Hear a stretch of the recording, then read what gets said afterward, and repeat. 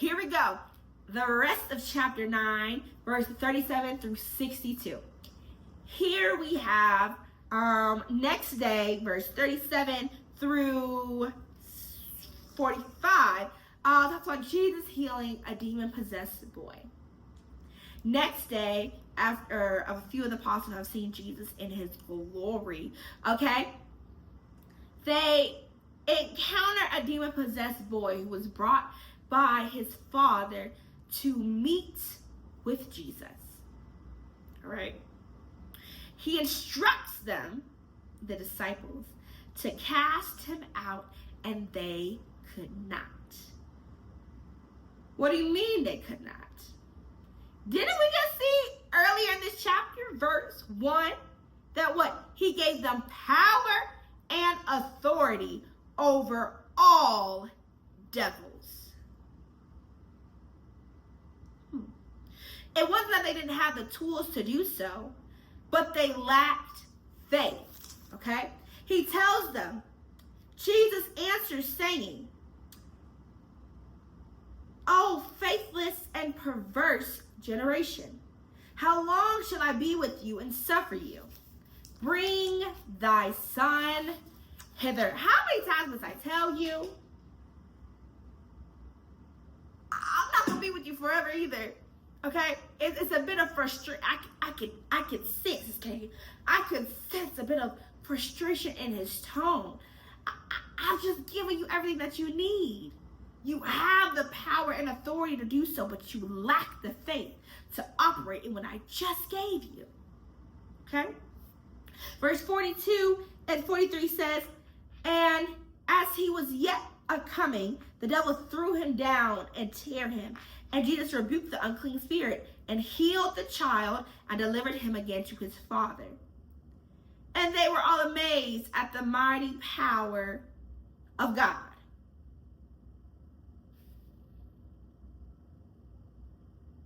Verse 44 continues, "But while they wondered, everyone at all things which Jesus did, he said to the disciples, Let these sayings sink down into your ears, for the Son of Man shall be delivered into the hands of man.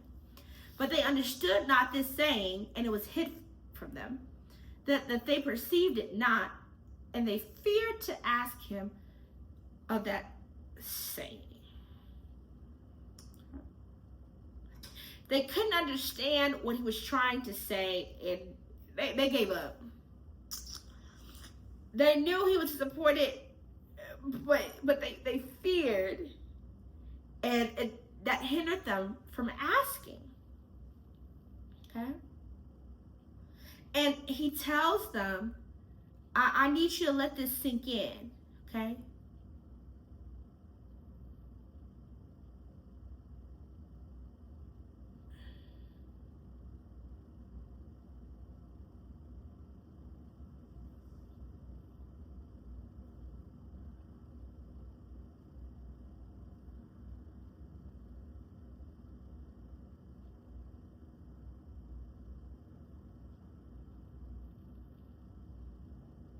Verse 46 through 48, okay?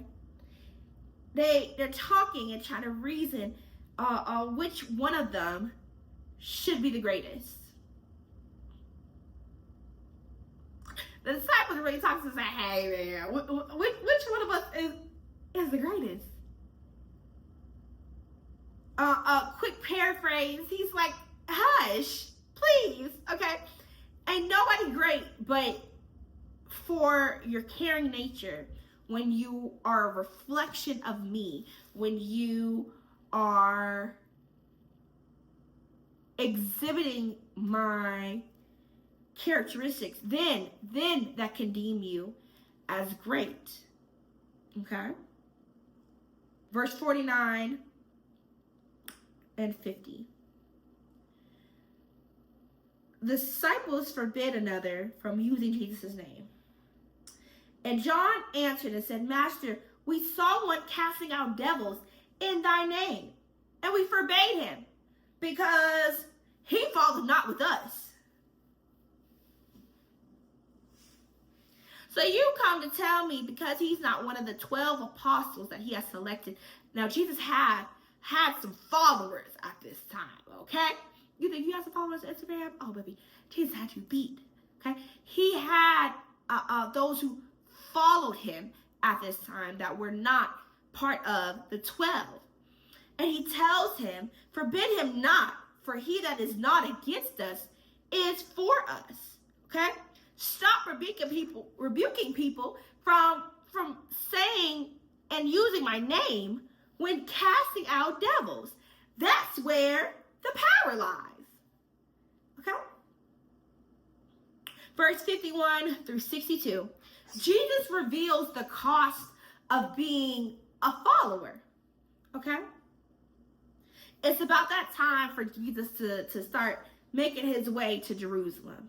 All right? It's not about to happen tomorrow, but he's making his way. He gets to Samaria, and the people are ready for him to explore, relax, chill, to settle in their city. When they realize he's just passing through, they want nothing to do with him. Okay? Now, out of the disciples, they the ride or die, okay? They are like, do you want us to command fire to come down from heaven and consume them because they don't want to receive you? And he says in verse 55 to 56, he turned to rebuke them and says, ye know not what manner of spirit ye are of. For the Son of Man is not come to destroy men's life, but to save them.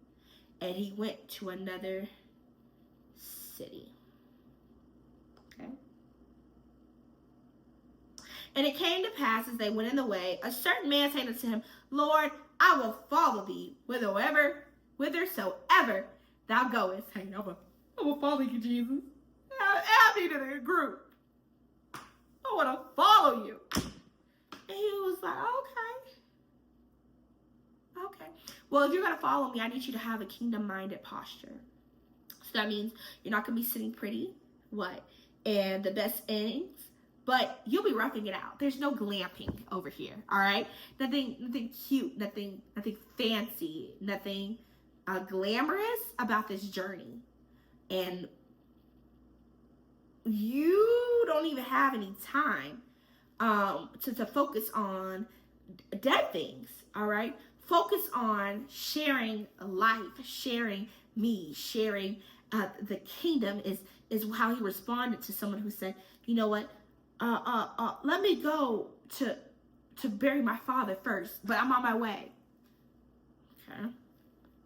And another also said, Lord, I'll follow thee, but first let me go bid farewell, which are at home at my house. And he says, leave everything behind for kingdom.